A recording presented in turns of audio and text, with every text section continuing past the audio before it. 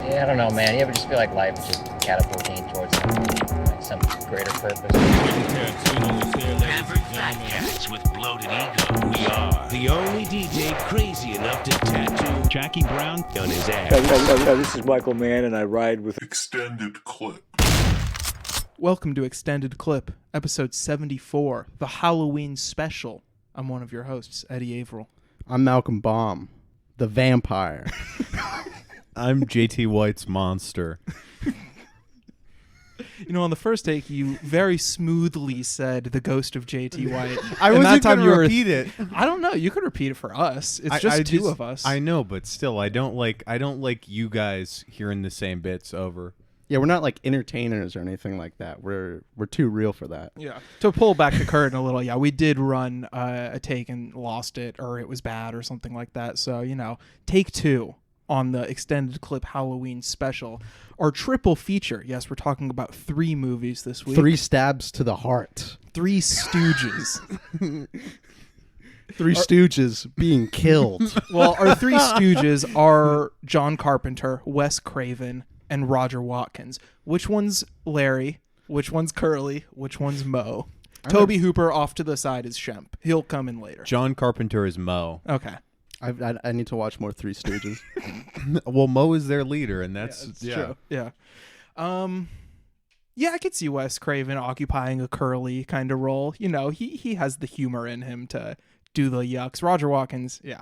I don't think there's really any other option for him. But John Carpenter's In the Mouth of Madness will be the first film, and then we'll move on to Wes Craven's New Nightmare before going to Roger Watkins's Last House on Dead End Street.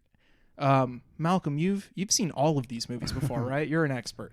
Yeah, you know, I'm kind of the resident expert here at Extended Clip when it comes to movies. You're the horror guy.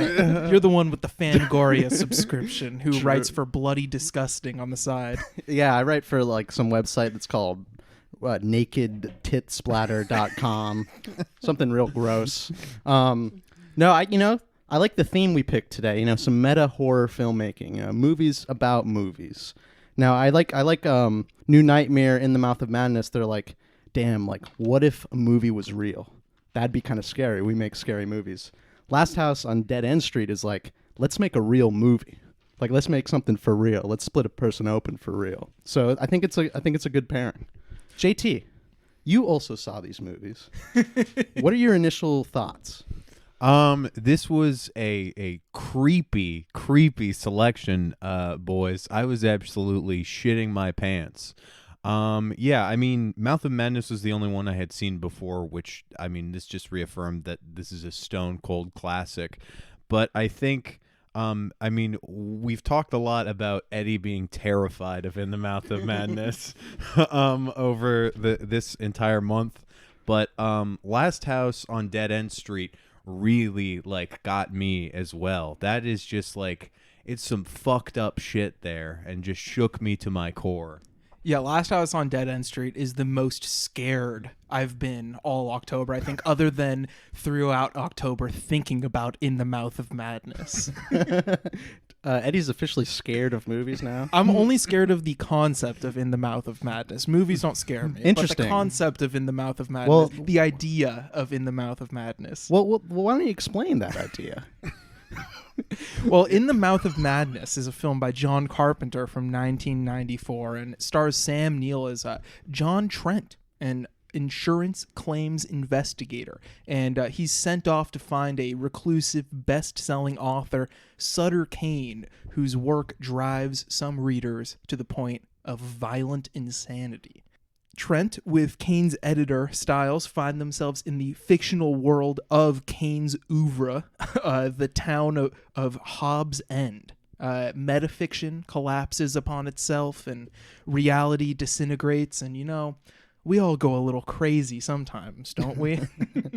Yeah, the conclusion of this movie is like, go nuts. Yeah. Go crazy, go stupid, you know? Just lose it. Which I like it. Lose yourself. Yeah, I'm not sure which Eminem needle drop to put in, but I'll be thinking about that later tonight. After the opening framing device where you're in the hospital, which is really great, especially having seen the film before, because You know, and we talked about Ghost of Mars recently, which also has this flashback structure to it, but it's so clear, like, the weight of everything that you're going to see is on Sam Neill's face in those opening scenes. And it's not just because he drew crosses all over his face, which is pretty funny, but just like there's so much in his expression when he's lighting up a cigarette and beginning to tell the story. It's so haunting. It's really one of my favorite like lead performances in a horror movie for sure. No, the opening sequence in the hospital is very skillfully done. I love the musical transition of the Carpenters, how it's used, and like you just get a real sense of the environment. Kind of reminded me of almost A Dress to Kill, kind of the Asylum in Dress to Kill, just a bunch of crazy motherfuckers. But instead, you hear their voices, and you already know what's going on. Because Carpenter, he always said like, I want movies to make music to or whatever, right? He knows every time there's like a musical note or a point that's made musically in his movies, I always find it just really astute. And the music in this is amazing, from the opening credits too, where it's just like at the printing press making Sutter Kane's new book, to that hard rock riff, man. Just like, oh my god, some may accuse it of being butt rock, but when Carpenter is just like having fun playing old time classic rock and roll,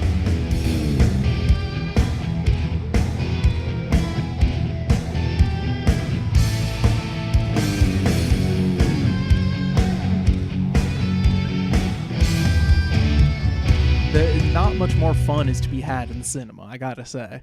No, the rock soundtrack immediately put me on my feet. Like I knew this is a high energy movie, and it puts you in there right away. I kind of like his late turn towards like kind of butt rockish kind of soundtracks. It's kind of endearing, and I don't know. It's high energy. What's that James Murphy line? I heard your friends are throwing away their synthesizers and buying guitars. Something like that, and losing my edge. He predicted the Carpenterian turn.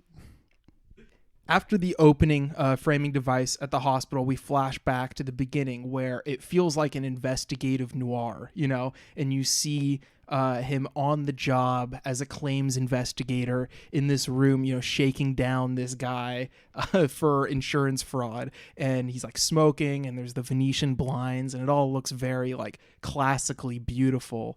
And of course, that's just going to like lead you into the horror. But I really like that opening setup before he starts to go crazy, where like the mood that the film takes at the start is already very unsettling. Yeah, I agree. I think with Sam Neill's character, I mean, he's like pretty loosely drawn, but I think that like he's like enough of a prick where you're kind of like hoping, like someone who is an insurance claims investigator is such a piece of shit job to have that you really want something bad to happen to him. And he takes so much pride in it too. Like he acts like he's like a detective or something like that. And I think there isn't like any strong characterization in this movie, and it doesn't need it, but I think kind of Sam Neill's character is definitely kind of like playing off of like the cliches of like a hard-boiled noir detective, and it's kind of funny to see him navigate what turns into like a world of horror. Like I like that he's constantly denying like horror movies aren't real. It's kind of like this is kind of like the horror movie for people who are always pointing out like I would just get in the car and drive away. Yeah. The horror movies, it's like no, the horror doesn't escape you here. Yeah, no, the world of horror doesn't allow you to make the quote unquote easy choices like that. Yeah. Mm-hmm. So the first glimpse of real horror that we get within the story, because even before this we get the first instance of just like hardcore horror montage where it'll just be like 20 seconds or so of Carpenter just flashing these horrifying images on screen that'll recur throughout the film. But then we get him at a diner talking to someone he had just busted a claim for. And then the man we later find out is Sutter Kane's agent, I guess. Yeah, his agent busts through the window with an axe and asks if he reads Sutter Kane in just one of the great, like every time that scene just like pumps me up. I get excited watching that scene. And I think it's pretty funny too. Yeah, in a way. exactly. Like this movie is kind of funnier in I mean, Carpenter's usually he has his humor, but this one I feel like Sam Neill delivers a just as good comedic performance as he does a horror performance. Yeah, that was one thing that struck me about like the very beginning is I think like Sam Neill's like first line is like sorry about the kick in the balls, it was just like a lucky strike. And it's like weird that it takes you into a world that's already like intense and disturbing, but I mean, well, it just sort of relates perfectly to the end where Sam Neill's just laughing away. He's like he's Joker pilled. Yeah, and man, when the guy with the axe gets shot 5 times by those cops, and you just get that like really quick shot of those 2 bozo cops that are just like skinny guys in their early 20s looking kind of confused after they just killed the guy with the axe, just to like foreshadow the next scene as Sam Neill is like walking home at night and sees a cop just like wailing on a guy that was spray painting, and he asks if he wants some too. Yeah, kind of building off the blocks of They Live. Yeah, Just, exactly. No trust in the government. Of course, the state violence is the real monster. And I think that like while a lot of like the violence of the world around it is like sort of is because of the fiction, I think it presents like an interesting reality of like what I mean, sort of the notion of like fiction as religion sort of becoming a thing. I think works because it's like the world around you is so shitty that you have no other option but to retreat into fantasy worlds. So he takes the job with Sutter Kane's publishing company to go and find the missing author, and he has to read some of the books, and what do you know, the auteur theory rings true, and there's a strong narrative that runs through the entire body of work. And Sam Neill cutting off the covers of the books and gluing them together. That was like JT making spreadsheets about Friedberg and Seltzer movies a couple weeks ago.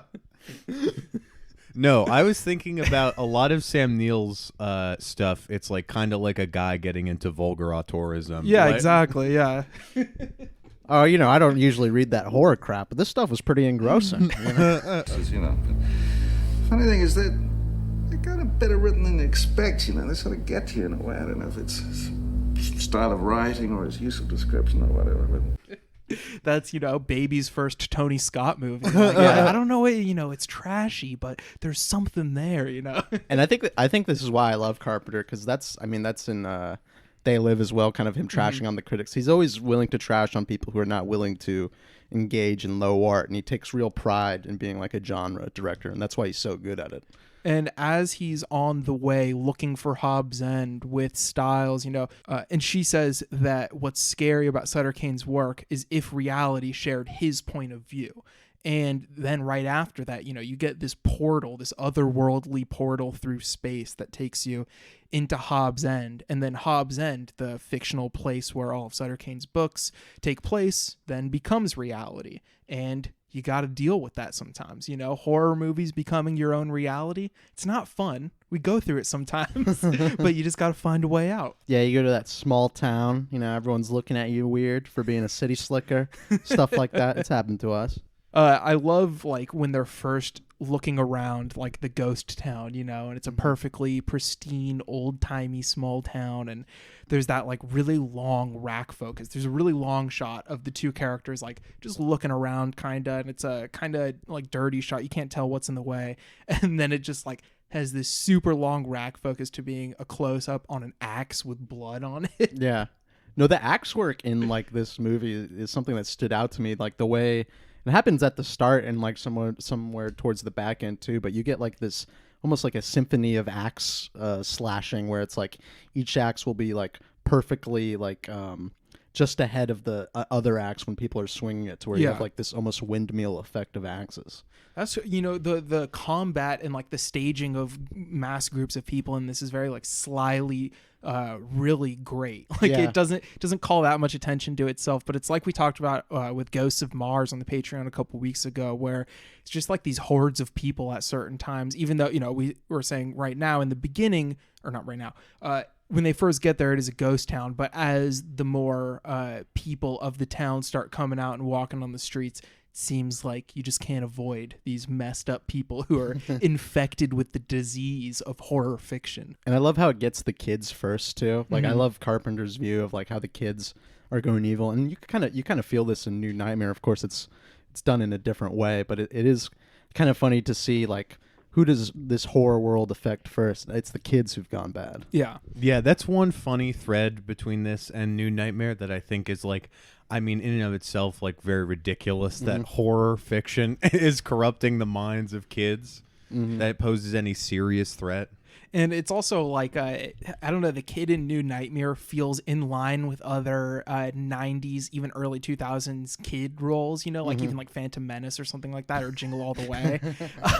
But in this one, it's just like the kids from Village of the Damned. Like, it's just, like, just fucked up little demons that John Carpenter creates for this movie. It's just the kids from Trailer Park Boys who just throw like rocks and shit at Ricky's car. Oh God, what does the little girl say to Styles? Like, "You're my mommy now. It's mommy's day." And it is rough seeing how like Styles like admits at one point that it's slightly a con, but it's getting out of hand, and she's also trying to get out of it, and she is also subsumed by the horror and gets taken over when she meets with Sutter Kane once he's finally revealed, and she feels up the back of his head, which is all brainy or whatever. Yeah, the effects in here are going crazy. Like, yeah, right when they kind of start going effect heavy, it seems like there's like not gag, but just like scene after scene that uses. Oh my God, yeah. Like the old lady who she's in Twin Peaks too, right? Isn't she like Miss Tremont or whatever? Yeah. She running the hotel in Hobbs End. What a great performance there, where she has it together for so long, and then the last scene, she's just like. I forget what she says about the painting, but she curses at it or something like that, and then like her husband is chained down below in just his underwear, and then it's revealed that she just like has tentacles. I mean, that's a porn addict's fantasy, right? You're getting domed by a tentacle porn goddess. Old lady, I don't know. Someone's got to be into that. That's got to be the perfect thing for one person. I love how Sutter Kane refers to the book that he's writing in The Mouth of Madness, because, like New Nightmare, we realize around halfway that, we're just witnessing the author's new work in progress, and so he refers to in The Mouth of Madness as the new Bible that helps you see. And then he basically just like waterboards Styles with the book. Like, he just shoves her face into it, and then we get another one of those sequences of all those horrifying images in a row. It's insane, like the use of montage there, and just like rapid cutting, and I guess putting together the meaning of the image after the fact because it's moving too fast to process really adds to the horror in here, because those images just stick with you after a while. And I think it's like a smart way, because I think Carpenter's realizing how people process horror movies, maybe even movies in general. It's like a lot of these stills. Of course, you remember scenes, but like a lot of these distinct images, the distinct frames that kind of stick with you. And a lot of the frames he's using in like these in the Mouth of Madness brainwashing scenes are actual stills that are within the movie, right? I think so. It's like, yeah, it's just Carpenter just distilling it in a very smart way. So at a certain point, Sam Neill has no choice but to try to escape. There's a scene where he is like driving, running people over almost. Like he's just driving in a loop, and he thinks he's getting away. And then the lightning strikes, and you get that same angle on the car, and then you're back driving in the same direction through the town. And like you said earlier, for the people who say, just get in the car and drive away, this exemplifies the fact that horror movies do not allow you to do that. You're going to have to confront the horror, Yeah, exactly. And I that's why I love this scene too, because it's also just as beautifully shot as anything in the movie too, of like the just the way he shoots that car on the highway in general, kind of like in complete darkness, and you can only see like the frame of the front window of the car. It's very skillfully done. But yeah, I do like this kind of looping, kind of nightmarish, you can't escape horror scene, just because it's like as a Carpenter fan going into this, the conventions of horror, right? Yeah. You know how it works, and it's just like it's something's just gonna topple over eventually, and it's just funny to see, he literally can't get away. And watching him drive, watching him prepared, he's like, all right, I'm going to drive into that crowd of people. And he just, stops when he sees, the woman he came with. It's just a very skillfully done scene. So he eventually does get out at a scene that climaxes with like the wall of a room being a page from the book, and the author like tearing a hole through it and him having to run in the opposite direction. Really just stunning image, like looking the reverse of that as well, where you see the characters like peering out into whatever space that is, in the book. But then he gets back home and you realize you can never go home, I mean, it's another classic horror trope, right? Like, even though these things, I've escaped this horror, even though he kind of hasn't, this is kind of part of the horror plot. It's like it still sticks with you and it messes you up for life. And in his case, it's just like, I'll pick up an axe myself. Yeah.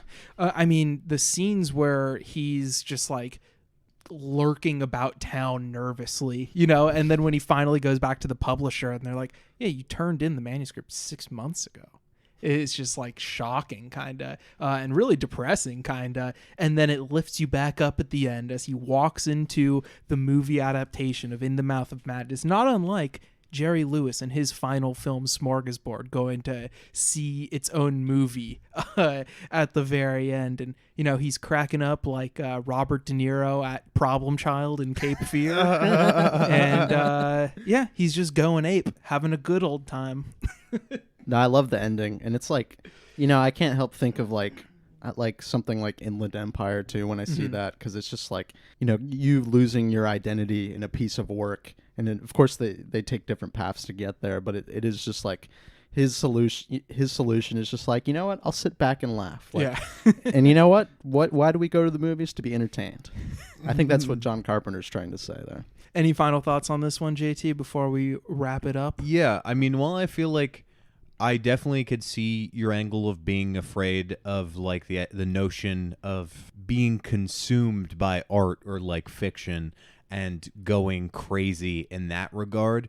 I think this speaks to a lot of fears I had as like an early like little Christian boy when you first discover like the Calvinist notion of like predestination. I think there's a lot of stuff there that really taps into something that like, I don't know, as a child really frightened me, the idea of like, oh man, everything in your life is already set and determined.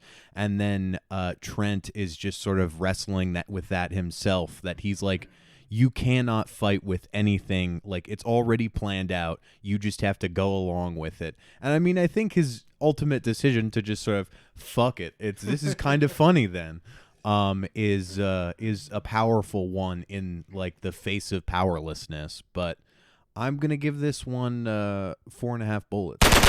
I also love that when he's watching the movie at the end, the version of the movie he's watching is just him screaming. Like, that's the whole movie is just reduced to him screaming and saying, this is reality. This is not reality. I'm going 5 bullets on this one. This is, a few episodes ago, Malcolm said that this was better than The Thing. And I didn't quite protest. But in my head I did. Yeah. But now I think it is. It's top tier masterpiece level Carpenter for me.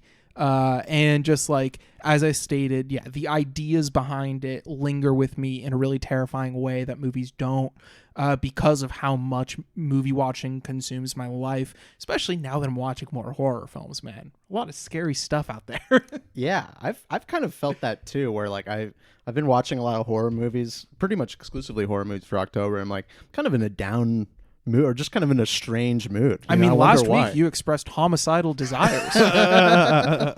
You could check it out on last week's podcast. What about you for a bullet rating on this one? I'm gonna give it 4 bullets. I don't want to act like I hate The Thing or anything like that. I just think there's some John Carpenter movies that are better, and this is one of them. And like much like The Thing, this has like great, very inventive like special effects work that is just like fucking candy. It's Halloween candy. So to speak. Ooh, all right, Halloween segment. Number 1 candy. I don't know. I'm going to say I like a nice Reese's cup. Okay. I'm kind of a fruity kind of guy, and I like fruity candy. Yeah, I've never noticed. And I don't know. I want to say like maybe like a Haribo gummy bear or like a Skittles. I fuck with those. You know, Skittles were a favorite of mine as a child, but I've moved on to bigger and better things, Yeah, you've grown up. such as Diet Coke. We'll be right back on Extended Clip. What? I'm not insane. You hear me? I'm not insane! Relax, buddy. You're awake now. This is not a Sutter Kane story. This is not reality. Not reality. Not reality. This is reality. Hear that? Reality. Not reality. Reality. Yeah, I'm just trying to pass you the rock. What's that A.O. Scott line? In basketball, pass the rock means pass the ball. That's how he opened his review of High Flying Bird, I believe. Oh, really? Oh my God, that's awesome. We got a basketball master amongst us. And we're back on Extended Clip. Malcolm in the Middle, everyone's favorite segment. Do we have a Halloween edition this week, or did you watch a Yeah, non-scary? man. I only watch horror movies in October, except for last year. And you know what? I said I looked at the movies, right? We took a look at the movies, and we saw that we're watching Last House on Dead End Street, right? So I was like, well, I haven't seen Last House on the Left. I should probably check that out because that came before that. I don't know. Is that the sequel? You know, I don't think it is. It's not. But that's also Wes Craven's first movie. Yeah. We're about to talk about him on New Nightmare. Well, his first theatrically True. released, he made some pornographic films before Some that, hot I believe. films, but porn is an art, so it's not. No, I'm All just right, kidding. I'll have some scholars in your DMs shortly. Anything related to sex is not intellectual. But the Last House on the Left, I keep wanting to call it Last House on Dead End Street, but the Last House on the Left, great movie. It's kind of like a one. I like movies and like especially grindhouse horror movies that feel like everything's down to its bare essentials. You know, kind of like a low budget. And like I love this one here because it just uses like a location of the woods and like a parent's house, and that's pretty much it. And you have like these three sadistic rapists coming around, and they lure in some young girls trying to smoke some weed for the first time, and go very sadistic on them. And it's kind of like another evil hippie movie, right? These are just some hippies that have gone sour. Like this is a family unit too, as the three sadistic rapists have a son, and the son who's hooked on dope. So he can't really do anything unless he won't get his dope. They won't give him dope. So it is kind of just a very sad movie from a distance, but it's also just a very visceral one too. Like a lot of documentary style shooting, and I don't know. I really enjoyed it a lot. I also saw The Hills Have Eyes as well, the original, and I feel like it's kind of working with a lot of the same concepts there. Instead we have like a kind of group of like deformed cannibals who live on the outskirts of society, kind of like taking back at like a suburban familial unit. And it is, people accuse it of being kind of like joyless or Craven kind of hating his characters, but I don't know. There's just something really nasty about this one, and I think that's why people reacted, against it so hard when it came out. And it has it's a reason that it's a classic. We respect the classics. Always respect the classics on Extended Clip. JT, what did you watch? I watched something that's like a little bit of a different kind of horror. More like the horrors of the real world that we're still confronted with today. Okay. But it also deals with a Halloween candy. Well, not really Halloween. It's not set during that. But this is, I think, the only Hammer horror film. This was their one issue kind of movie. It's 1960s Never Take Sweets from a Stranger by Cyril Frankel. And it's about it was really fucked up. I was sold right away. It's about a English family that's living in Canada. And the father is the principal, and his daughter and another little girl are lured over by this old man who has sort of a powerful position in the town. He has the little girls dance naked for him for candy. You don't see that on screen. It's just you see over the title credits him lure the kids over, and the old man pretty much I don't think he says a line throughout the whole thing. But then most of the film is kind of like a courtroom drama, sort of small town sort of thriller, where it's the son of the old man is like, look, we like run shit in this town. You're not from here. Like that little 10-year-old slut, she's a fucking liar. And it's like he's Who like, run it? he's like he literally like threatens the dad with like, I will like fuck her up so hard in that courtroom, like she's gonna be actually traumatized. And they're like, the police in the town are like, oh yeah, it's whatever. He didn't rape him. He didn't kill him. Like they're fine. Which is like, it's very, very frightening that this is still like kind of like, I mean, the way that the powerful can get away with shit like this just under the guise of, well, like they're lucky to get away. And then in the courtroom, there's like, it's a fucking brutal scene where like they're like cross-examining the little girl after she's like testified about like what happened. And she's like, the old man is like creepy, and then he's like, oh well, like did you actually fucking do this? Like he's like it's weird to see an attorney just shout at a little girl and be like, how you like, do you dance like other times? Do you like, have you? She's like, yeah, I've danced like naked before for like my dad. And it's like obviously in an innocent, like childish kind of a way that's like implied there. But then they just decide to close the case. The parents are like, I don't want to like traumatize our little girl by making her like these court proceedings carry out any longer. And then, spoiler, the old man winds up killing, raping and killing her friend. But the main girl manages to escape. And it's like, it's fucked up. That's very fucking brutal. I've never heard of that one before. But that reminds me of kind of something I forgot to bring up with Last House on the Left. Is kind of like a lot of these, brutal scenes are contrasted by like these two bumbling like fat cops, and like you get like comedic like boom boom boom boom boom boom boom boom. And there's a scene where like they try to get a woman to give them a ride, but she's hauling a lot of chickens, and so like they have to ride on the top of the truck basically, and she just stops short and they both fall off. It's pretty funny stuff. And like I think I was reading old reviews at the time, and people were like, yeah, I think people still say this today, it's like it's so tasteless, like him contrasting like these rape scenes with like these bumbling cops. But it's like, don't you think that's part of the point, that like these police have been ineffectual with dealing with these cases? Exactly. And there's also another great scene where like they go out to investigate a scene, leave their car, and a bunch of hippies take their car. They like stop to let the cop catch up, and then they speed off. A lot of pranks done to cops in Last House on the Left. Always in support of pranks in general. True. We don't need to get political on this show, but I think it can be a nonpartisan position to be pro-prank. True. If that was a prank on some activists, I would find it just as funny. Yeah. I mean, I think pranking the police is good, though. They're like, a lot of horror movies do like hinge on like the bumbling, like the very much so reality of that, like cops are ineffectual and cannot stop like either the imagined or real world horrors. There's a gang of pranksters roaming the streets, and they're calling themselves Antifa. True. That they should maybe like Antifa could get off on like parody law or something like that.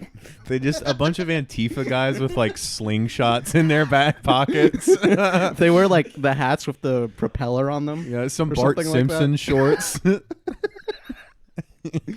Anyone's an anti-fascist organizer, hit us up.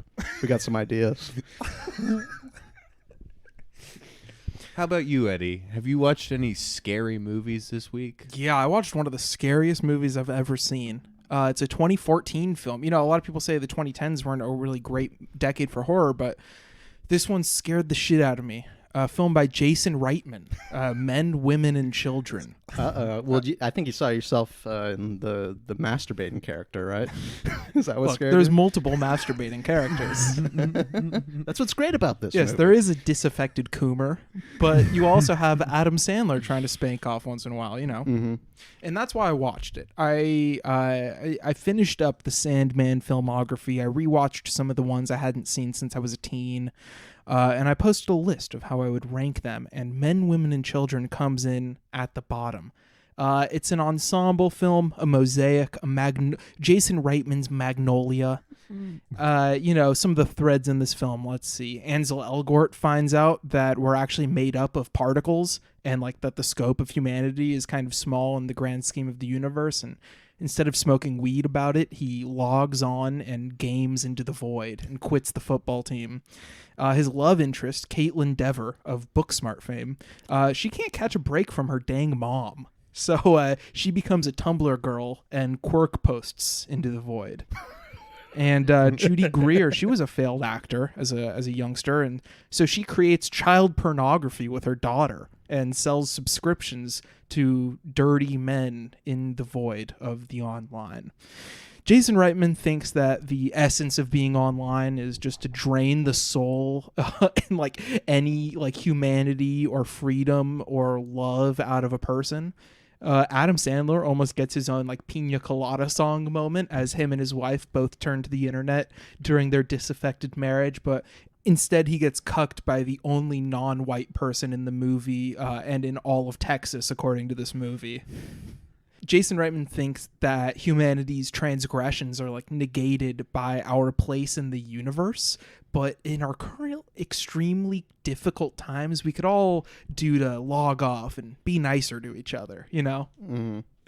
It's absolutely repugnant trash, and like the pretension of it all, linking it all to the Carl Sagan Cosmos stuff is laughable. And I'm telling you, if it was split into 6 parts and put on HBO this year, it would win multiple Emmys for sure. Yeah, it is kind of funny. Like, this does seem like something that would garner positive attention from, you know, like dumbasses or something like that. And I'm trying, it's pretty panned across the board though, which, you know, give it up for the critical consensus, I guess. But I think people have gotten even stupider since 2014. So I think it would have been met with a warmer reception in a post to This Is Us era. Yeah. I think this is greeted with a very warm reception. You know, you make it to where they're doing like Zoom monologues instead of, you know, things actually happening. Then people would be like, wow, this speaks to our current moment. Yeah, there is a lot of like texting on screen and like screens on screen and stuff. Yeah. And I don't think I've ever seen a film more committed to that with like without making it even a little bit visually interesting. You know, just no way in terms of style. It's just like the most bland thing ever. I remember seeing a trailer for this, seeing some, you know, garbage indie movie probably, and seeing Sandler in it really, you know, kind of tickled my imagination. Like is he gonna like cheat on his wife? Is he gonna bust that nut? Yeah, we're gonna see Sandman jerk off, and that's kind of like what my main thing going into it was. Yeah. And I was, even then as a young boy, I realized what I was watching was. Yeah, I'd much rather have a Sandman movie where there's an old lady making a joke about jacking off than like the morality of him using his son's computer to masturbate because his wife won't fuck him anymore because like the last time they fucked was 9/11, I think. I don't even know if that's true or not, but it's totally believable. Well, because it seems like they've literally never fucked and it's always been that bad. And then like they're getting interviewed about 9/11 because one of the school assignments is a teacher writing 9/11 on the board and saying, I want you to tell me what you think about this number and interview someone who was alive for it. And so they interview Adam Sandler and his wife, and that's when it comes out that one time they did have sex and it was on 9/11. That's like the ending of that Robert Pattinson movie, Remember Me. Like you see them having sex and you zoom out and you realize that they're in the World Trade Center. Really? That's not how the movie. He's not having sex, but like he's alone. He's just staring. He's just staring out the window, and it's like they cut to a classroom, and it's like, all right, write today's date on your paper, and it's like September 11th, 2001, and then you get the slow zoom out, realize who's in the World Trade Center. Cut to credits. Shout out Nicholas Sparks. I also did watch a normal horror movie, like an actual horror movie, that is. I wouldn't call it normal by any means, but this morning I watched Mario Bava's A Bay of Blood from 1971, and you know, it has like an old lady who controls this beautiful piece of swampland, killed in the very beginning, and a really nasty like hanging execution of an old lady in a wheelchair, one of the lowest nooses in history. And so after she dies, we see some more people come but not go, and some, you know, classic teen party slasher stuff, and you know, they all get killed off before you even realize what's going on. There's a guy with just like a squid on his face. and just tons of like really provocative imagery and like very strange and visceral violence, leading to a very backloaded exposition dump like an hour into this 80-minute film that completely recontextualizes everything that comes before and perfectly sets up a totally gonzo finale. Like, I can't spoil the end. Have you seen A Bay of Blood? Yeah, but I literally don't remember. The it. very last thing is one of the funniest things. I'll cut it out. Yeah. I mean, I'll just won't say it. In case, yeah, JT. Yeah. Because look, it's on YouTube. It's 80 minutes. Go watch it. Hilarious ending in the grand scheme of things. But yeah, I don't know. It's just like he's match cutting in camera movement, and he's also match cutting on like decapitations and like weird shit like that.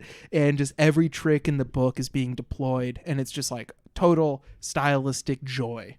So go check that one out. We'll be right back on Extended Clip. Critics are raving Men, Women, and Children is a movie that could change your life. Have you ever done this before? It's compelling and provocative, Have you hooked up yet? Oh my God. relevant. You know, they call this New Nightmare, but so much of this is trapped in the past. Wow. I It's think I all need to about rewatch the first movie one. now. Like Yeah. I'm glad. Like I knew nothing about New Nightmare going in, and I'm glad I watched like the night beforehand the first one because it. What a good pair. Oh yeah, I mean, I've only seen the first one and the second one, which is also very good. But I loved Wes Craven's New Nightmare, which is what we're talking about now.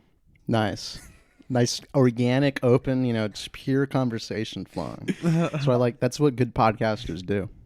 So Heather Langenkamp plays herself, and the Nightmare on Elm Street world plays reality in Wes Craven's New Nightmare. Heather receives phone calls and burnt letters from Freddy himself as Wes Craven writes the new entry in the series. Her husband, a special effects man working on Freddy's new glove, is the first victim, and Heather, or Nancy, must protect her child from Freddy because Freddy does some messed up stuff to kids, if I recall correctly. Yeah, it's a little ambiguous, but he'd take him out to some sort of location, and I don't know. Once you can't be exporting kids. Look, protect your children. That's all I'm saying. That's true. Hollywood makes the sick pervert filth You know, about abducting children, and then by the fourth one you like him because he says jokes like, "I'm about to slash you, motherfucker." You're like, Freddy's so cool. Like maybe if I did what he did, I could be cool like him. Open mic Freddy. But I love how like the structural damage of the Northridge earthquake being, incorporated into it just further teases out the complications between reality and fiction and the people who make fiction that are kind of an intermediary between the two.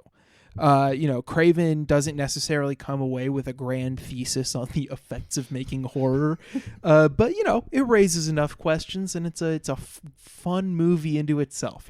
No, yeah, I think there's a lot of ways he could have taken this. He could have, over intellectualized it, and like I don't think he goes there because this movie's pretty clever. You know what I mean? But it is more concerned about just kind of like messing around with the Elm Street universe and seeing like, where can we take this? What could Freddy do now with like these new parameters I'm setting up? And I think it's pretty effective. Yeah. How'd you feel about this one? Oh yeah, I definitely really dug this a whole lot. I mean, with the whole earthquake stuff was really fun because it's like, I mean, it feels like what my mom's conception of LA is, that there are constantly earthquakes happening. But just beyond that, like I feel like you see very little of Freddy in this actually until like the later end. Yeah, and you get to see a little Robert Englund as himself, and Robert Englund in the Freddy costume hyping up a daytime talk show audience. One of the funniest things in any horror movie.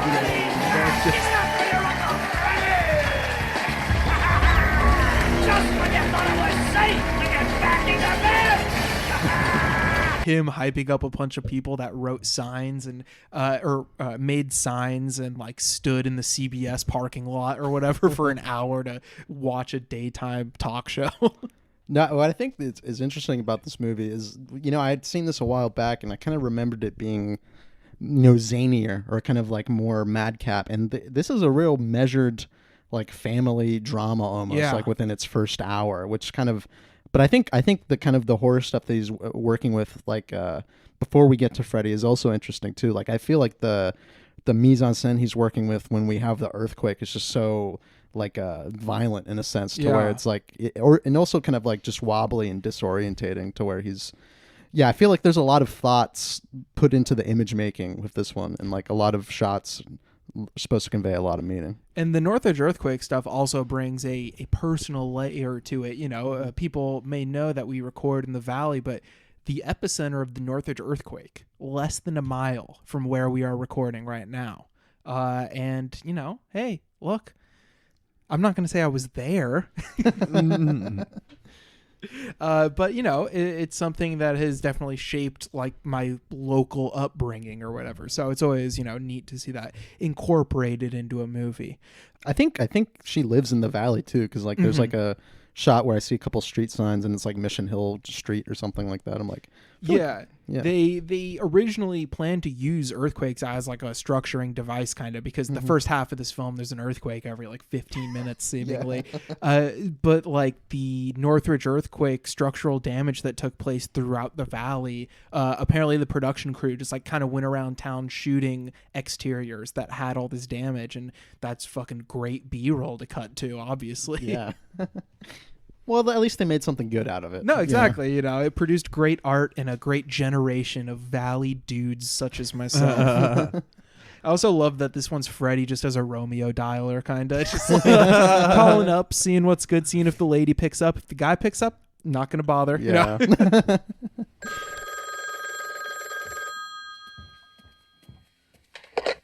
Hello? 1, 2.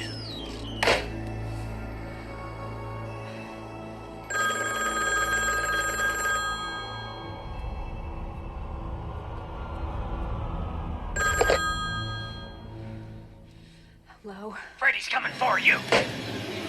I mean, I think that the ultimate Romeo dialer fantasy is Freddy's ability to make your tongue come out of the woman's phone and lick her ear. Let's thank God they don't have that technology out yet. It's coming though. I mean, in regards to like the first half of this, I think like just because it's so brightly lit and like there's a very bleak like globalist 90s sheen to it, like especially in the office place, like when Heather's going to like New Line Cinemas to like meet about like the new Nightmare on Elm Street movie. There's like a woman that introduces her at first to one of the producers who's like wearing like a straight up Hillary Clinton like pantsuit. It felt like Albert Brooks's The Muse, the scenes where he's trying to get funding in that. I was going to say like the first hour of this movie is like equal parts like Curb Your Enthusiasm as much as it is a horror movie. Just, you know, from someone who's not Larry David's perspective, basically. Basically, and then it just has those like surrealistic moments and the dream sequences to offset it and make you, you know, remind yourself every 15 minutes or so that you are in fact in a horror film. When her husband falls asleep at the wheel and dies, and you know Freddy slices open his chest, it's such a strange thing of not knowing even whose dream we're watching, you know, because she's at home presumably asleep too, and then he's falling asleep at the wheel. And I don't know, I think Craven is so clever like with this screenplay setting up different people having dream sequences, because you know, it becomes the kid's aim at a certain point to go into the dream world with his mom. And he kind of gets that in the third act as they both go into Freddy's strange lair that he has. Yeah. But, you know, different people's dreams overlapping with each other in this film is a very strange, surreal thing that I really love how Craven approaches it. No, yeah. I mean, the classic phrase dream logic, you know, he's using nightmare logic here. He kind of makes it eventually to a point, you know, you've had so many scenes end with, you know, a wake up. You're like, oh, wait, that was a dream. It kind of meshes into like a, you know, a never ending nightmare. And I think it's interesting with Freddy here because it's like he's coming into the world where people are just barely falling asleep for like 2 seconds. And then he could like I think with how the husband dies, like he's falling asleep on the road, and it just him closing his eyes for 2 seconds. Fred just tickles his nuts. Tickles his nuts. He's like, yeah, you like that? Yeah, and then slashes him in the chest, and it's just very interesting, kind of like just kind of the new rules he's playing with here. We talk about how the movie's in conversation about like the reception of horror films and like what like effect they have at large. I like how the original Nightmare on Elm Street is shown in this, like mostly on just sort of like shitty like TV. And I think that like is important because I feel like horror movies in particular have a very strong relationship. Like I know the way I watched a lot of the early classics were just like commercial interruptions like on television, and that's a genre that feels very tied to the cable presentation. Yeah, totally. I mean, also you have, I believe his next film is Scream, right? Yeah. Where they're watching Halloween on the crappy letterboxed or not letterboxed, the crappy pan and scan version rather of that CinemaScope classic. Totally butchered throughout like the back hour of Scream. And so Craven is very aware of like the things that him and his colleagues have created that are so personal to them also are kind of just background noise to the people who love them the most. Yeah. But to like, it's kind of funny, right? With John Carpenter's In the Mouth of Madness, he's kind of playing with this idea that like horror corrupts the children.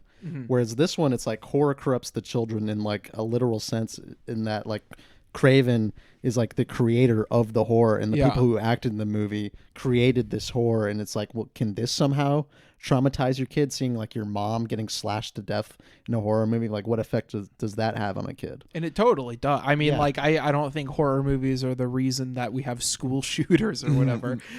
Or is it? No.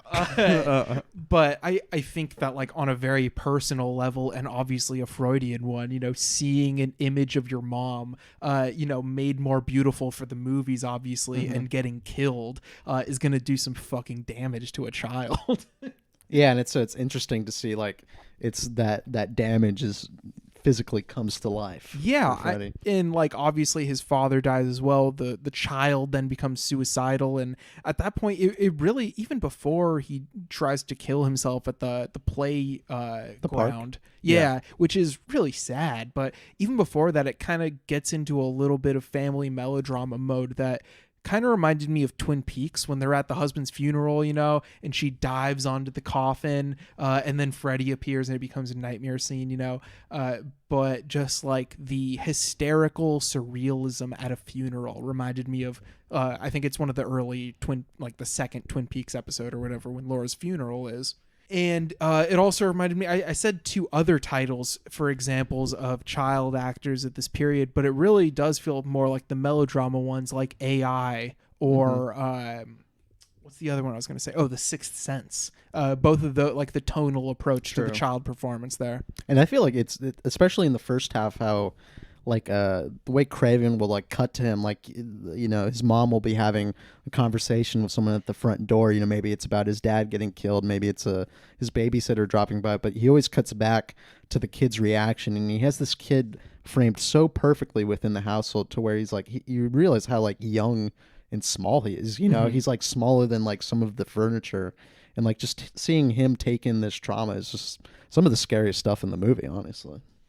I mean, at one point, when she meets with Wes Craven to basically get him to stop whatever's going on, he breaks it down to it's your choice to play Nancy one last time, which is very fucked up, but also in a way just telling her to confront her trauma, kind of, without understanding the added layer of the child psychology at stake. It's very funny that like he's basically Sutter Kane in this movie.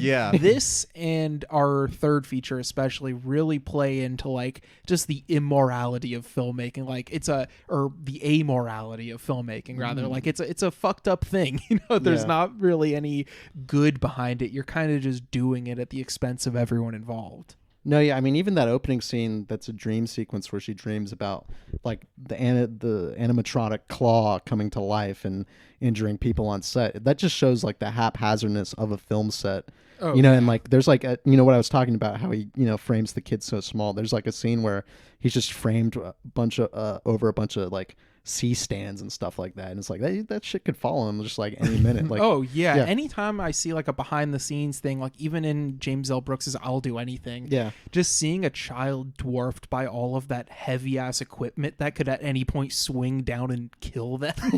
It's not a place for children. No, definitely not. So we get a bunch of stuff in the hospital before we go into the dream world for the third act. Kind of the hospital stuff's great, classic. People who work at hospitals, they're looking for your best interests, but they don't believe in monsters. Yeah, and they're evil and they'll drug you. Yeah, that too. They'll admit you.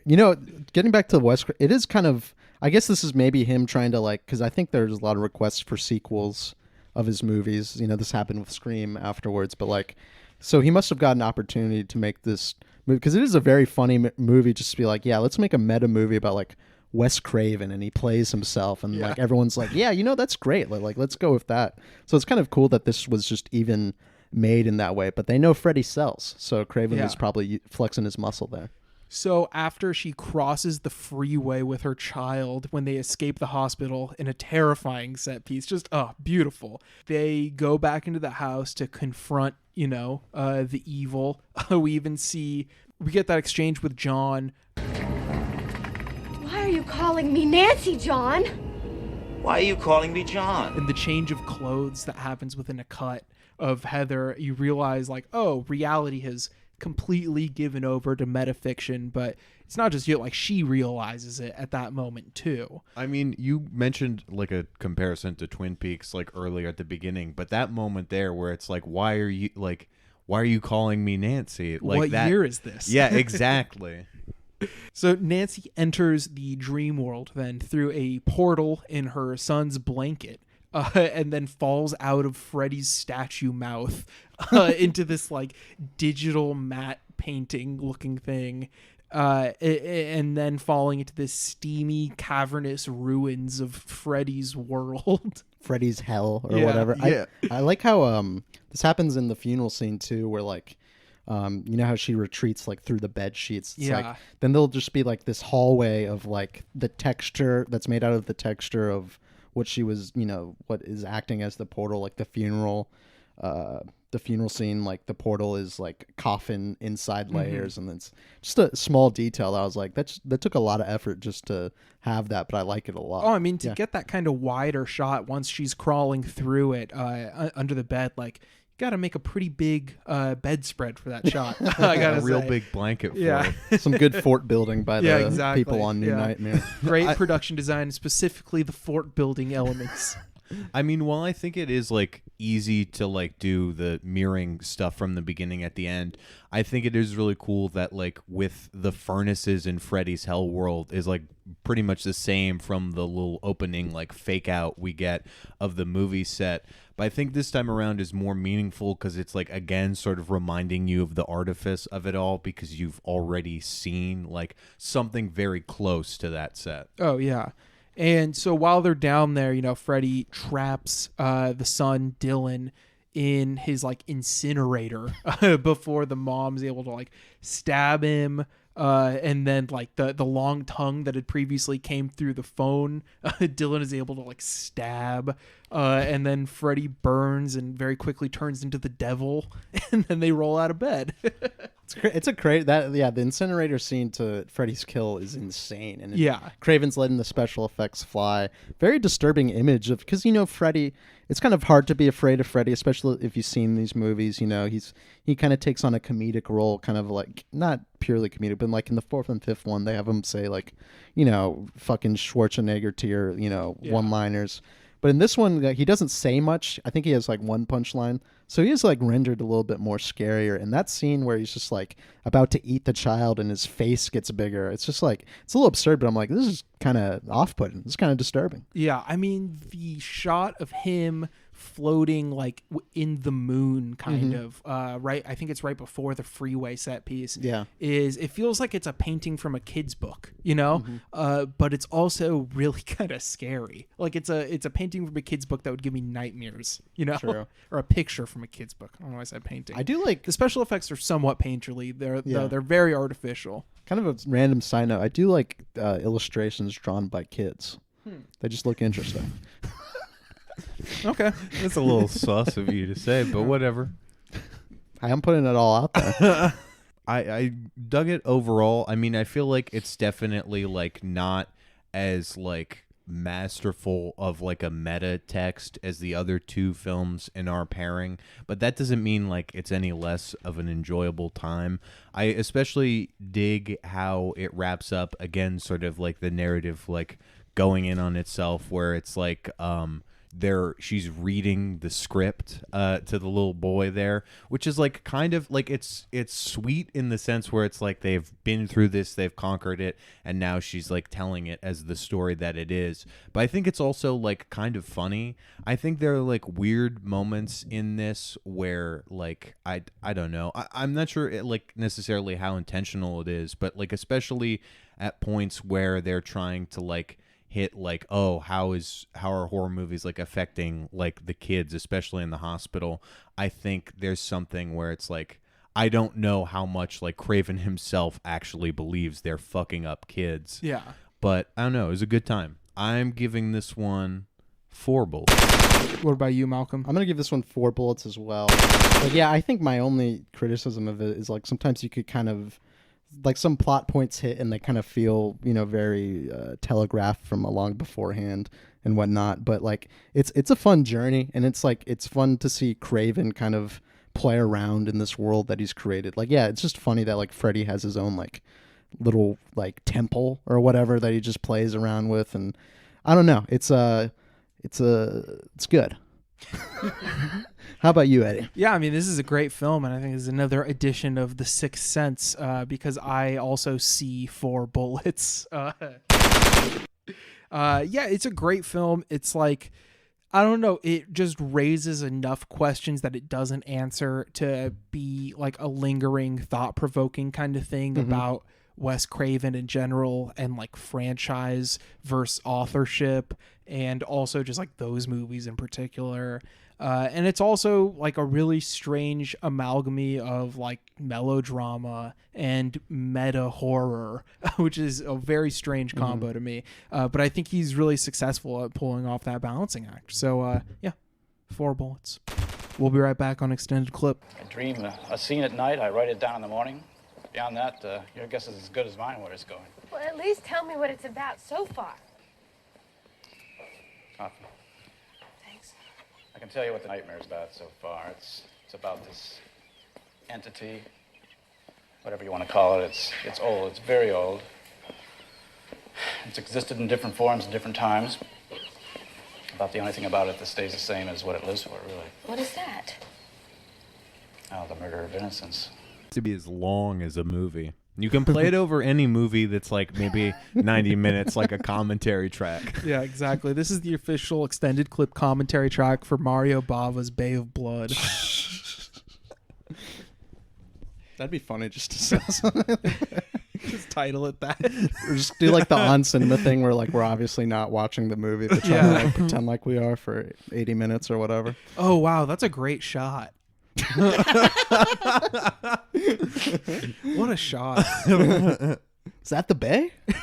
No, that's a lake. So second intermission, time for everyone's second favorite non-movie review segment, the email segment.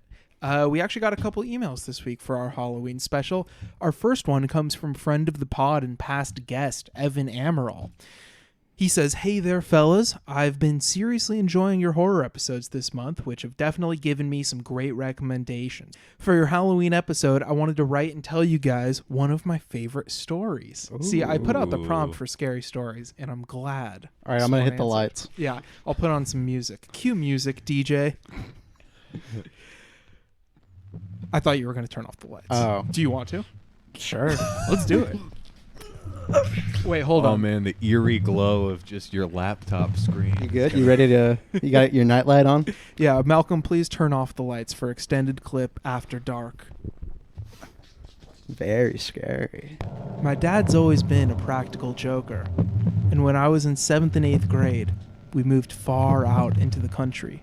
So he always took it upon himself to carve out an entire path in the woods and decorate it as a haunted trail, which we used to raise money for animal rescues, and just for fun. Raising money just for fun? Not very anti-capitalist of you, Evan. Yeah, the scary part's the greed.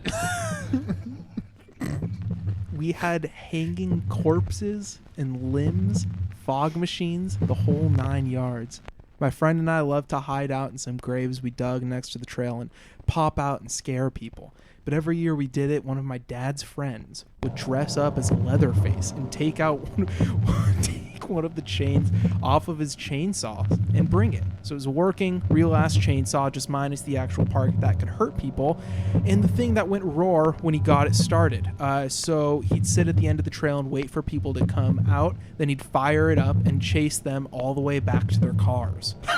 That's One awesome. year, he scared a lady so badly that she not only dropped her toddler on the way back to her car, but also completely soiled her pants and had to borrow stuff from our house to clean up the front yard. Dad still hilarious. considers that one of his biggest successes. Beautiful story. That's awesome. That was beautiful. That makes me want to do that. Like, I want to scare people, like, dress, like, just have a farm and just, like, carve up some cows and scare people. I saw some guys running around with knives once when I was trick-or-treating, just, like, spooking people, and I wanted no part of that. Anyway, he continues. Anyways, do you guys have any fun Halloween memories or stories you'd like to share? Any good scares in particular?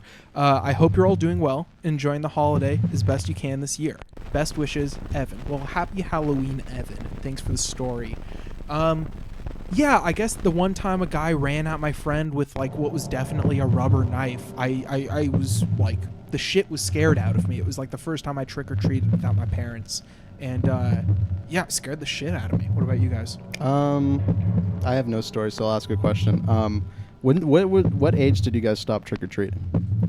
Like 13, maybe 12?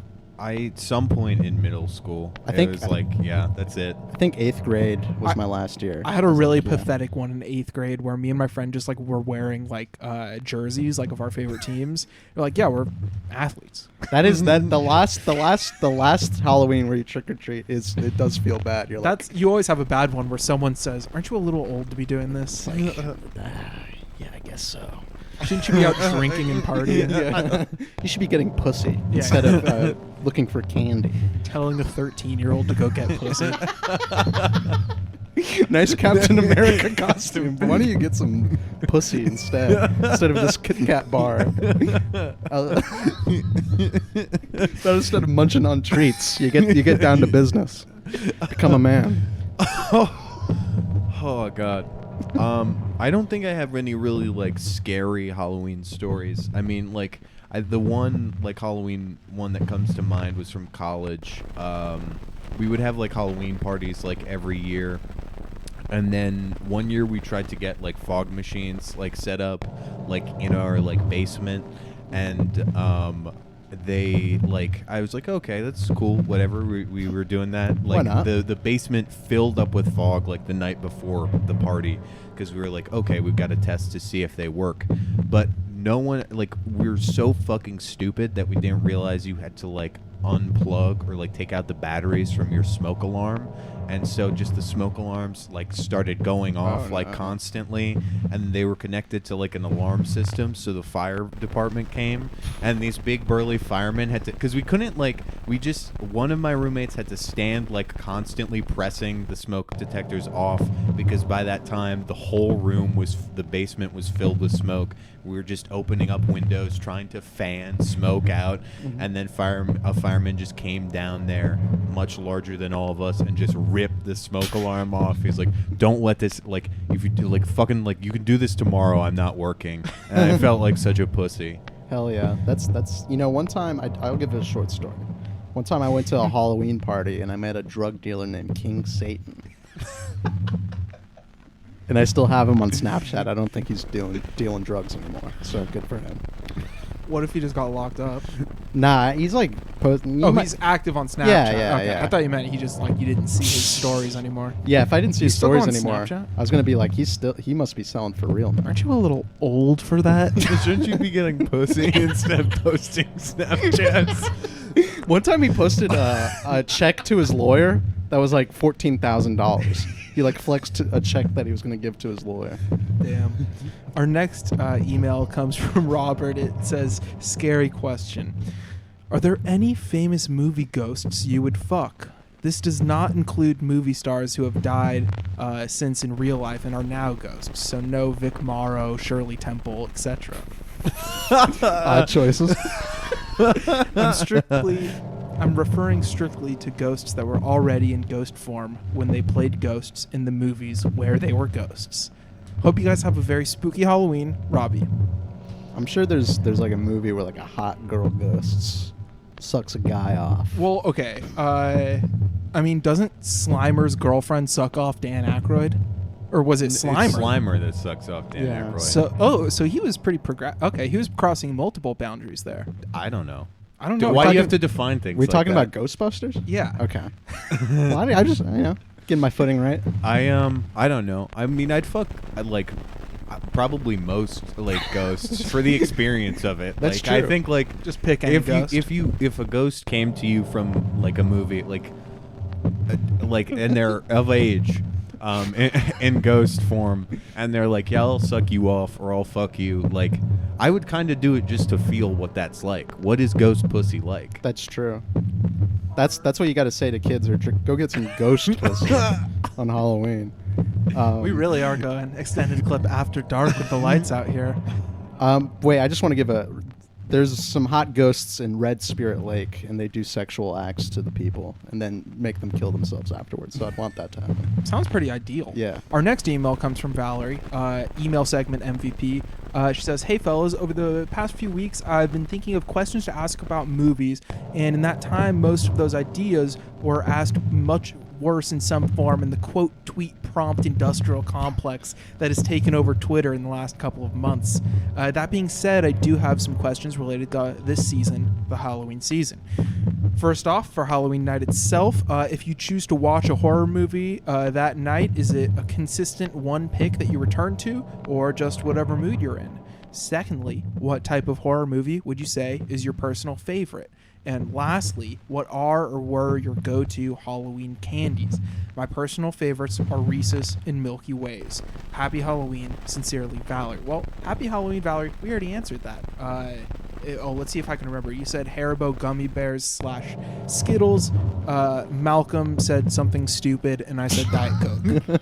Yeah, you said Reese's. You said Reese's, which I actually put in like top five. Yeah, you insulting Valerie? No, insulting people who write in, being kind of callous. It's just like such a basic choice, though. I don't care about candy. I care about meat and potatoes. Dude, I love getting 2 candy bars and like freezing them and making them last like a month. Just taking a bite of a candy bar every night. I like a Take 5. Take 5 is that's a poll. Like, you wouldn't think of those, but they're good. You want a deep cut, Eddie? I'll give you deep cuts. You wanna wake up at 2:30 in the morning and have 1 square of a Kinder Bueno? Talk to me when you do that. That's how real heads do it. We'll be right back on extended clip. Malcolm, can you turn the lights back on, please? Yeah, sure. I was into that crap once, you know? These 2 girls and I got a friend who made some movies. He got a camera and all that stuff. We did some stag films. I couldn't sell a damn things. I have a wife. You know what I do to her? You know what I do to her? You should start doing some of that stuff.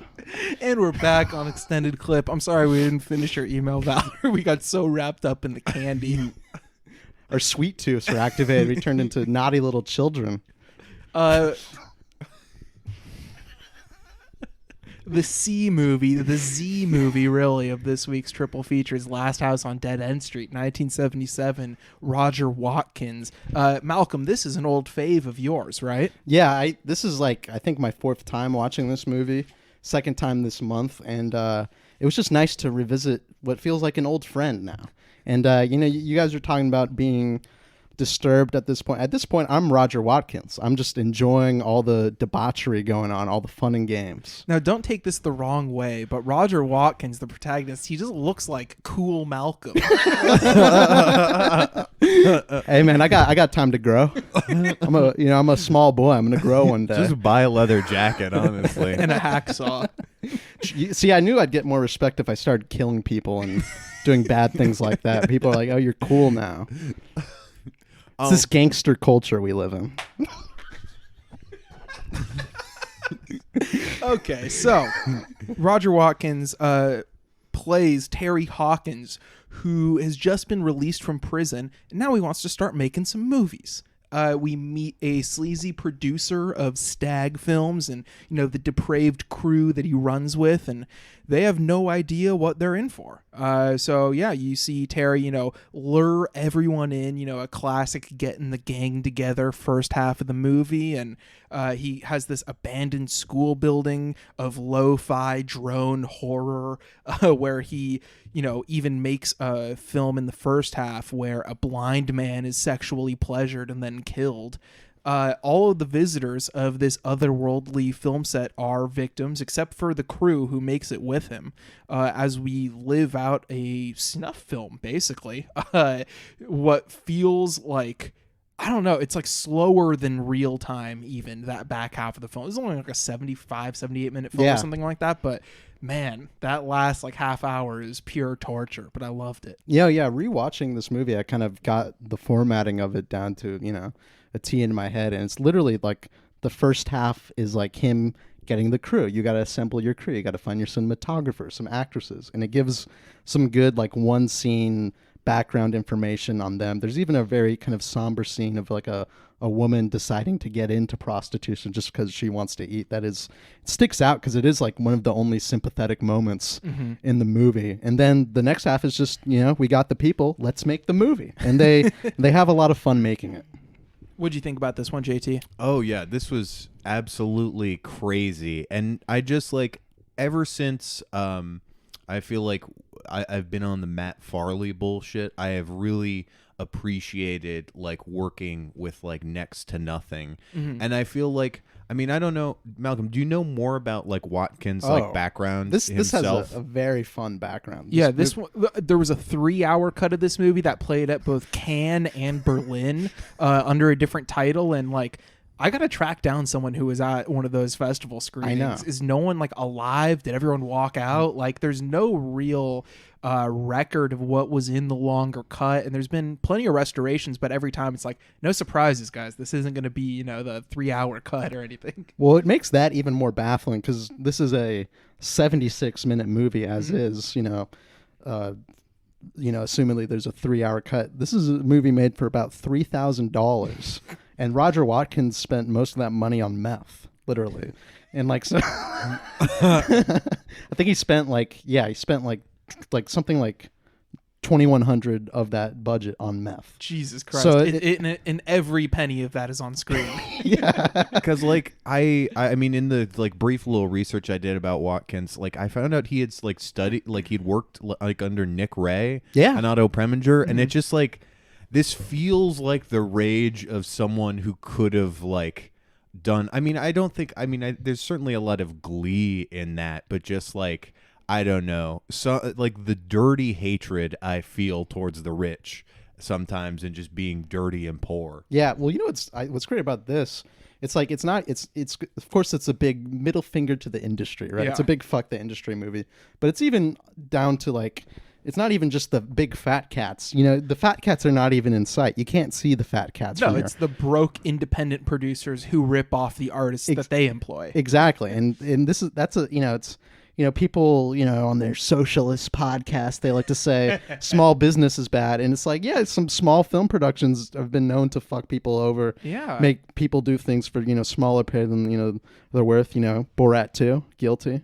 You know what you're doing, but yeah, so I think that aspect of it I really enjoy, and this is even digging into the meta-ness of it. This is even more meta than I realized before. Yeah, I mean, this film had an unknown crew for decades until Roger Watkins came forward. Like, all the actors remained anonymous, and he uses a pseudonym. And, you know, it's like it really plays into the reality of this being a quote-unquote snuff film, you know? And I don't know, we or at least I watched the Vinegar Syndrome restoration, which looks beautiful, but also still very grainy. And like, you can only imagine the doopy tapes of this and how much they probably did look like actual snuff footage. Yeah.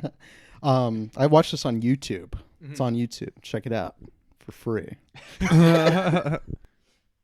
I will shout out though the most recent restoration of it. Like the textures of the film stock are very heavily felt. It's not like an overly clean restoration. You know, it's very true to the grindhouse aesthetic. You know. Yeah, Vinegar Syndrome, good company. They do a lot of, you know, nasty horror movies on Blu-ray. Yeah. So that's good. So you, as you said, run into the unsuccessful stag film producer, which kind of reminds me of Hi Mom, the De Palma, if you guys have seen that one. And, you know, De Niro tries to make some porno with some sleazy, low-budget stag film producer. Not even stag film, that guy makes hardcore. But, like, he instead turns to like radicalism and like interactive theater, and then I guess the alternate choice is this movie where you know making indie stag films doesn't work out, so you kill people and make snuff films instead. And this is a great little scene we have here, right? This is kind of like because we have him assembling the crew, and this is kind of almost like a intermission between all that, and like you see you know, a party of, you know, some highfalutin porn enjoyers, and we have some public lashings of a white woman in blackface by a disabled butler. Yeah, I couldn't tell if that was a party or a film set for like the first 3 minutes of that scene. Yeah. And then it's revealed to just be like the party where all those people are hanging out. But I just thought it was some gonzo porn that someone else was watching, you know? Yeah. Yeah, and then Watkins like invents DVD commentary. And this when they're like when they're just like malaise and just like, oh well, this party fucking sucks. Yeah, as that's going on in the next room, and then just like chewing out like the pornography, tearing it to shreds. I mean, it's insane. It's insane how long the whipping sequence lasts and like how many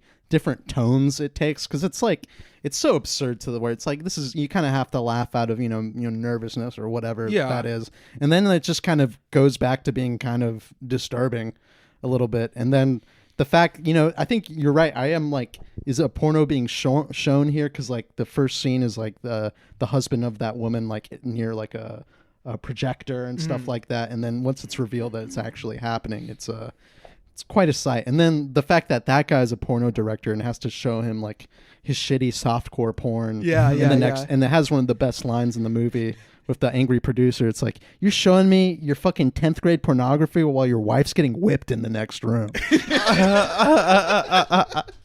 And he makes a good point. He does make a good point. I mean, that softcore that he shows is so funny too. Like it's such a well-aware thing of Watkins to make this like trying to not even have artistic qualities to it, but just like a realistic quality kind of. And it's just like, oh yeah, the dog's in the way for a little bit, and you know she's just getting ready in the bath. It's like, no, nobody's gonna jack off to this. But you know, it's funny. I remember there's this thing in San Francisco you could go to, and it's just like a big arcade. It's near like the pier. I don't know what it's called, but like they have like an old fashioned peep show thing that you could put nickels in, and it feels exactly like that, except there's a little more nudity in this porno in this movie. But literally you just see a woman, you know, undress for the shower, watch her shower, then you just watch her go about her day, like you watch her grocery shop and stuff. Like, it was a very funny thing to experience. One time I was in San Francisco visiting a friend, and we went into this bookstore that we didn't realize was an adult bookstore until we went in. But it wasn't like, you know, in every city in the world or every city in the US, adult bookstore means like sex toy shop. This was actually a bookstore that was just like erotic books, you know, because it's San Francisco. Yeah. And so we actually my friend stole a little flip image book called The Puppetry of the Penis. And it was just like a guy contorting his dick in like a flip book thing. It was pretty funny. And the commentary, like you said, JT, the DVD commentary is great, because I love the porn producer in this scene, and it's kind of laying down the thesis for this movie. It's like, people don't want sex. We need something new. This is boring. sex is bad. I think Roger Watkins is like, nobody wants sex anymore. Just like very like sinister statements. Like this is a very pessimistic movie, even for like a snuff film, a movie about a guy making a snuff film. It's like someone doing so because this is the logical endpoint of their position in the world. Yeah. Is for me to while out and, cut some people up. I love the first snuff film he makes when he's with the two girls and the blind guy that watches the abandoned building.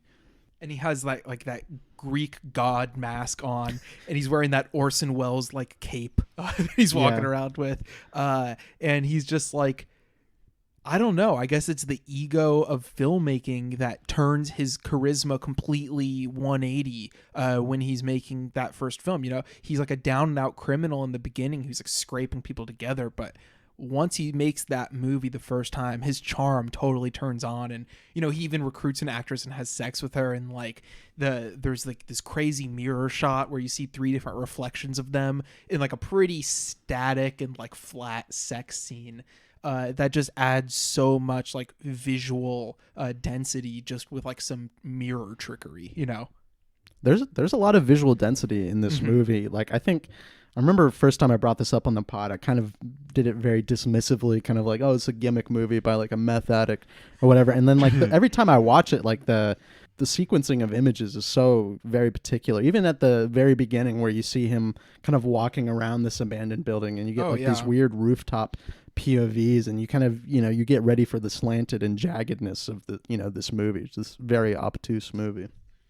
So once he finally gets everyone in the building and the plan is set in motion and the producer and his cohorts are visiting, it's just like pure black on the set. Like there's this really long tracking shot where you literally can't see anything. You just kind of feel the movement through the change in the texture of the film grain and the footsteps, obviously. And the producer just like, what the fuck is going on? Before the ultimate exhibition of violence and like grotesquerie goes on, and it's awesome. I love it. It's beautiful. Very vividly red blood. He busts the mask out again. Some classic like fetishistic knife shots with the one light source being caught on the blade kinda in a reflection. Just great. The ass end of this being all just like graphic but like powerful imagery. You get a lot of beautiful stuff like the sucking off the deer hoof as the penis. So weird. It's like and the mask shit, like that stuff where it's just like it's chaotically like I don't know. It's just it's so frightening because it doesn't really make a whole lot of sense why it's present. The directing scene too, where they make the director direct a movie, also comes to mind. The great use of the masks and kind of like the manicness of what's going on, because that scene's not even that graphic compared to what's about to happen. But it is just funny to see these motherfuckers dance around End of Sallow-esque, just waiting on the torture they're about to impend on their victims. And just like on the level of like it being Watkins, like a meth addict screaming, I'm directing this fucking movie, like over and over and over again. That just imagining the set and like the lifestyles of all this, it's like it's so fucking depressing. It's hardcore, dude. I mean, that I'm directing this fucking movie scene is incredible. He gives direction to an actor in this like very strange set where they make like the false front of a room in like a house, that like is like actually kind of well lit and looks normal compared to the rest of the set. And the actor just moves 1 foot, forward a little bit, and Watkins just breaks the scene and just starts screaming, I'm directing this fucking movie, while he throws a tantrum for what feels like an hour. Yeah, there's some really choice line readings from Watkins in this movie. Another one where he's in that same scene I was referring to earlier, where he's like, pay attention to the movie. Just like, just like very weird and like obnoxious. And it's just kind of, like you said, like it doesn't make much sense, so it makes it even that much more unsettling. Yeah, I mean, the dubbing is like obviously very bad, or at least like low budget, and it shows, But just like a lot of Italian horror movies, like that kind of adds to the surrealism of it, especially the early scenes where he's gathering the crew. There's one scene where he goes into this one guy's tiny, shitty apartment, and after he walks out, the guy's just like, "Yep, yeah, okay. Oh yeah, yep. Oh yeah, I'll see you later, man. All right. Bye. Now, as soon as I get out of here, I'll meet you, okay? Now don't forget. We're gonna get something good going there, right? Okay, take it easy, Terry. Yeah, baby, take it easy. Oh, yeah, okay, baby, I'll see you. Yeah, take it easy. Bye. Yeah, I'll be up there, yeah, okay. Oh, yeah. And just like the early like narration, I think like gets you like and like mixed with the music gets you into like a weird like you're in this fucked up head. You're there right there with him. No, the soundtrack itself is like kind of, maybe this is the YouTube rep, maybe I'm, this is all bullshit, but like it's very tinny quality to it, and matches well with kind of like the film grain that we see. And I think it definitely, like something like the torture scene would definitely not look and feel as visceral if we're shooting it on a DSLR. Yeah, of course. Yeah. That score is phenomenal, but one of the great punctuations is when it goes kind of silent. Like one scene early on when you switch the perspective of the cameraman and you see one of the guys that they're torturing like running up a staircase, and it just goes silent, and all you hear is the whirring of that 16mm or 8mm camera as they're running up that staircase, and it's just terrifying. You think they're gonna throw his body off the fucking 4th story. And like a lot of the many great directors, Watkins recognizes the threat of a camera on someone, and we get a lot of great creepy shots of the cinematographer wearing a mask and kind of doing a swarming like circling shot around the victims. And it was very, the first kill, the first snuff film he makes, you kind of you see the cinematographer doing that, and then you get the POV of what his camera was saying, and it's, I don't know, it was very meta but very effective horror filmmaking.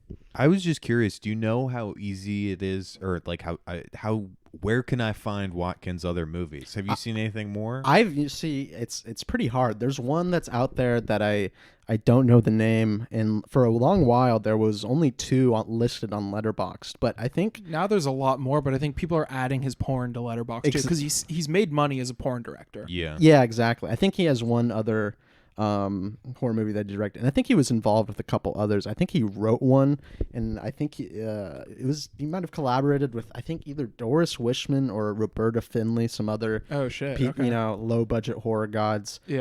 I'm not sure which one, but yeah, he's an enigmatic what is it? Enigmatic figure. That's how you say the word. So I guess Corruption is available through Vinegar Syndrome. It's an Easter egg on the Last House on Dead End Street Blu-ray. Shit. And then Shadows of the Mind, that's the other one. Yeah, one person I know has logged it, but like doesn't look like an easy one to find.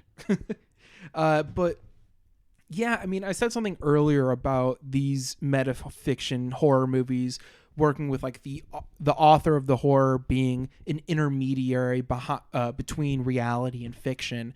And I think in this one, Watkins isn't even like immediate. He's just creating reality for these people. Like, this is the new reality. You're living in it. We're going to kill you. And that's the end of story. It's not blurring the lines of reality and fiction, And so the actual movie, though, because that's his character doing that, the actual movie obviously draws a lot of those distinctions as well. This is a guy who was a crazy drug addict who, like, couldn't get another movie properly made, it seems like, and was very much an outsider artist. I think this is a masterpiece. I'm going 5 bullets. I'm gonna go 5 bullets as well. Every time I've watched it, gave him a 4.5. What kind of pussy shit is that? I gotta give it the 5. And I think what's so great about this Watkins, it's a star performance. It's the other one's right. You see Craven and Carpenter, even though Carpenter didn't write In the Mouth of Madness, which is kind of funny. But they're kind of messing with like established personas here, where it's like Watkins is like, I'm gonna become a star through this. A lot of talk about, you might even make an Oscar through this, stuff like that. And like he's putting himself at the forefront, and he's unlike the other 2 movies we're talking about, they're kind of concerned about like, what are the repercussions of all this, if there are any. And it's like him, it's like, let's make a real movie. Let's cut someone's skin open. It's really great. And just some more production details that I remember. I think the abandoned building that they're using, believe it or not, is a real abandoned building. So sometimes, set design just makes itself. Although the set design of the cinematographer's apartment with the film strips all hanging off the wall, very well done. Oh, yeah. JT, what are your thoughts? Well, I'm going to do my classic move of I'm bumping this up. I mean, I don't want to do any pussy shit, but not just because you intimidated me, but because of talking through this. I mean, like, I don't know. I knew what I was watching when it was happening, that I was in love with this, especially like with Eddie was saying, like about like, it's just it's such a pure work of like impressive outsider art that like takes all of its flaws and like owns them as like the what this project is working at.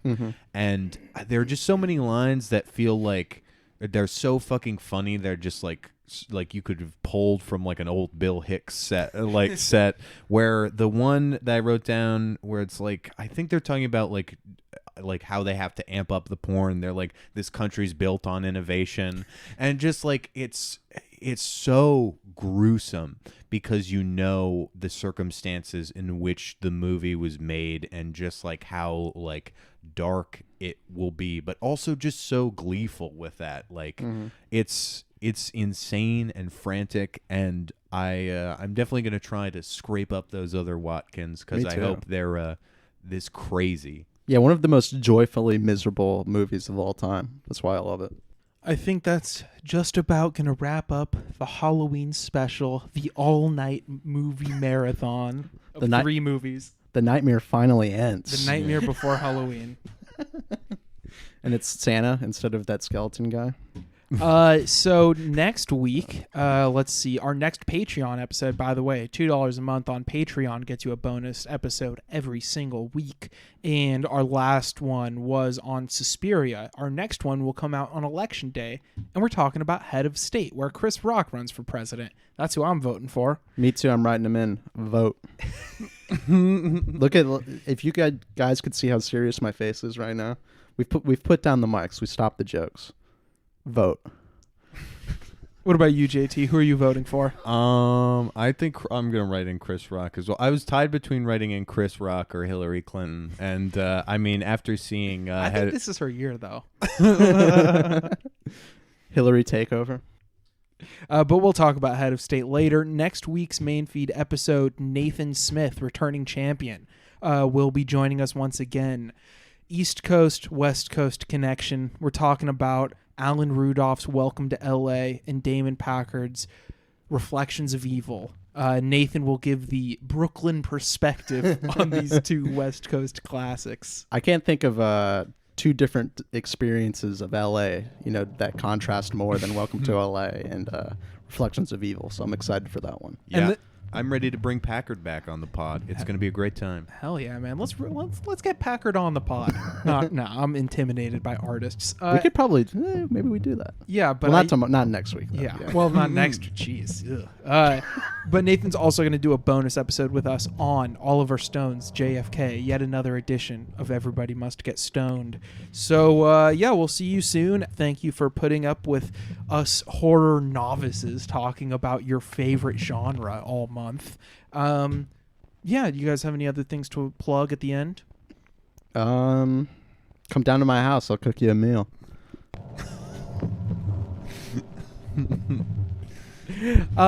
Good email segment this week. extendedclippodcast@gmail.com. Keep them coming, my friend. Yeah, please ask us questions. See you next week.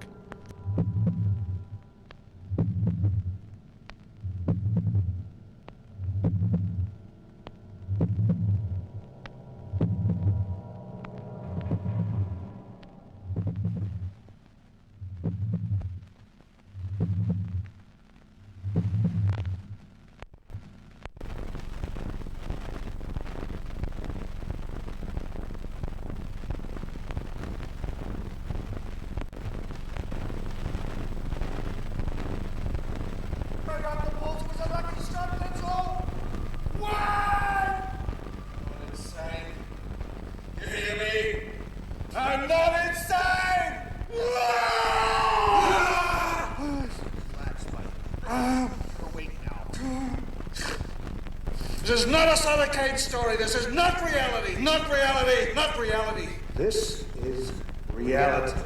Not reality. Reality.